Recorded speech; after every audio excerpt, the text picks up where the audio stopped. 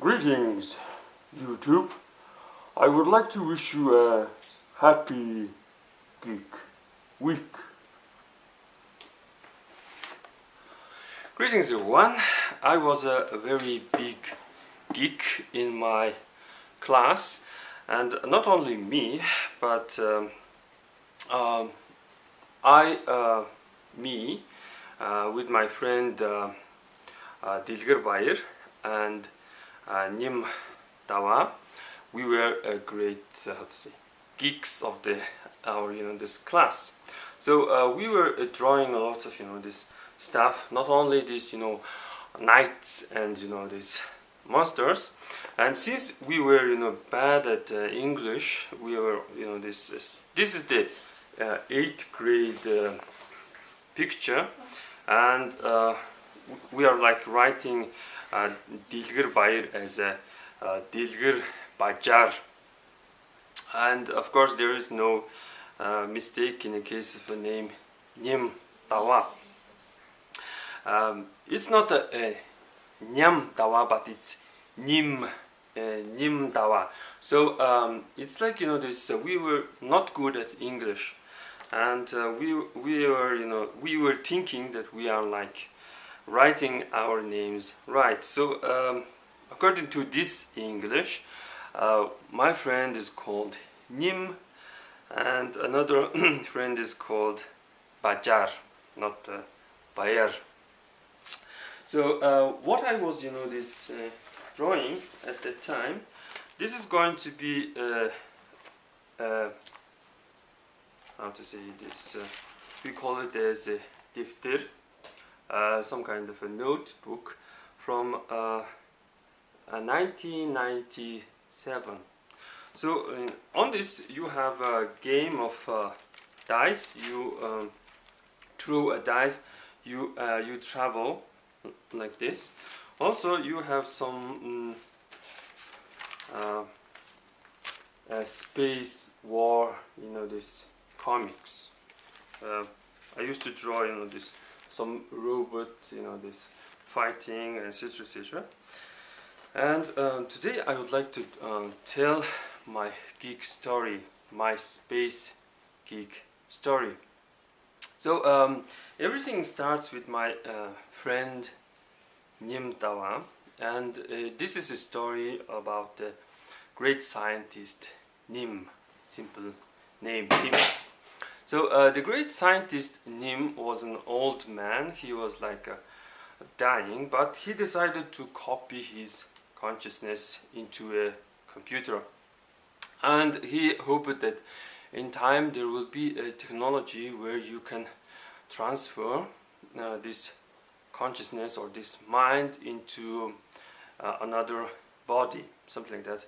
And the technology of this robotics came to be very this advanced, and a scientist decided to transfer his mind into a robot. And they did it many times, and they experimented, and if they saw somewhat this problem with this consciousness, they destroyed it, eliminated it. So in time they have managed to create a perfect copy. How do you know that? The dude this realized that they are going to exterminate this him, so he begged for life. This, I can help you, please do not this destroy me, something like that. So they decided that this mind was somewhat this, how to say, perfect, and this this mind remembers who he was, and he was this celebrated scientist.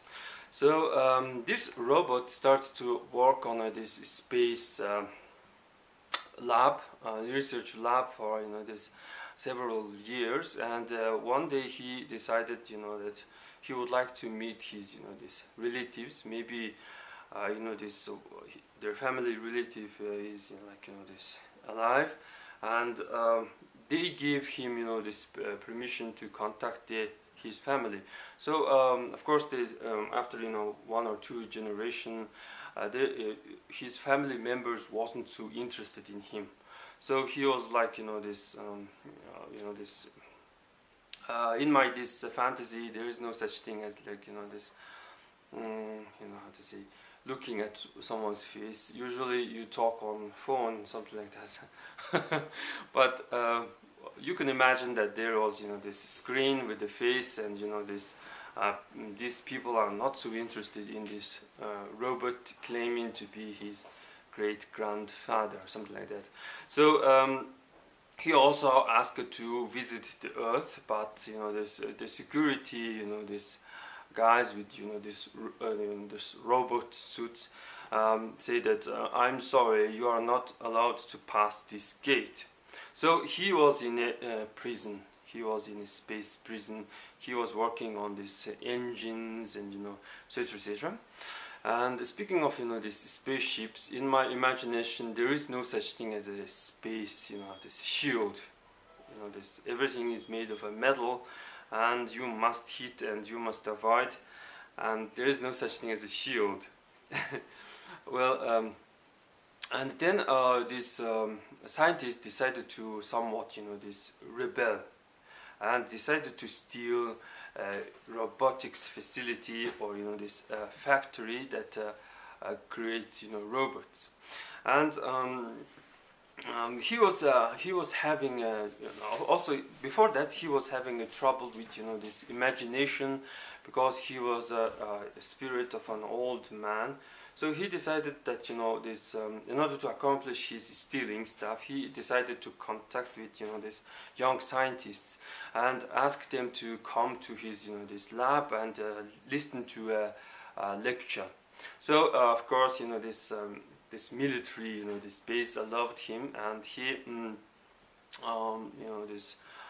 told about his problems, and this he needed their help, something like that.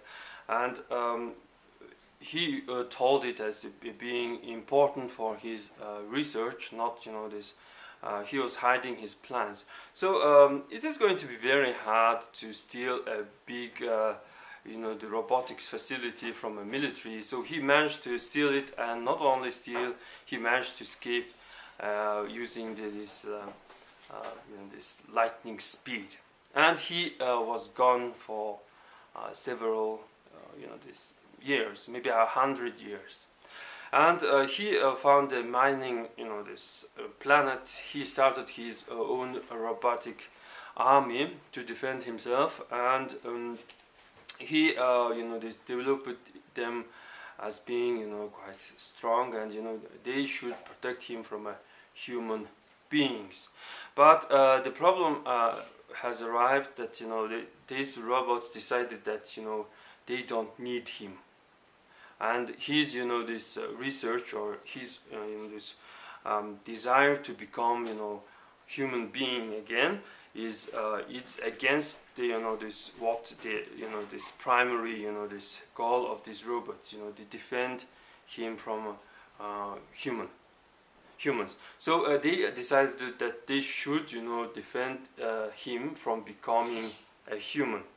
So he also had to somewhat trick these robots and find this also steal one of their robotics facility. And he found a distant planet with this some strange beings living on this planet. So he was looking at something that looks like an ant, this nest. Some creatures are digging the earth, and there is like these colonies, and this creature seems to be quite intelligent. So he decided to this make them more intelligent and give them more technology, and this race of this beings called the Zavaz. So they are like worshipping him like for thousands of years. So he has managed to this keep his facility, keep his this shuttle for 1,000 years, and they think that he is a god. And something happens to him. His shuttle is no longer like full of lightning, it's light, and he's not transmitting, this knowledge to them. And there was, this rebel and, this civil war and unrest in the world of these creatures.